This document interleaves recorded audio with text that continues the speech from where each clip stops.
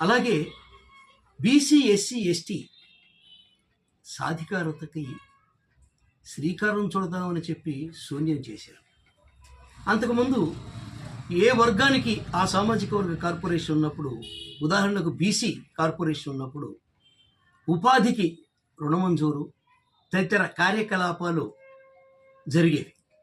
ఇప్పుడు అన్ని కార్పొరేషన్లు కూడా ఏకీకృతం చేస్తున్నాం అనేటువంటి నేపథ్యం ఏర్పరిచిన తర్వాత బీసీ కులాల్లో ప్రతి కులానికి ఒక కార్పొరేషన్ ఇచ్చి పదవిని కట్టబెట్టినట్టు కట్టబెట్టి నిధులన్నీ తరలించి కార్పొరేషన్లు నిర్వీర్యం చేసి కనీసం ఉపాధి ఊసుమరిసి ఎవరన్నా బీసీలకి ఏదైనా ఒక రుణం గొర్రెకో బర్రెకో లేకుండా చేశారు.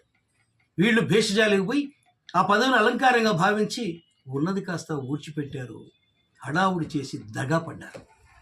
అలాగే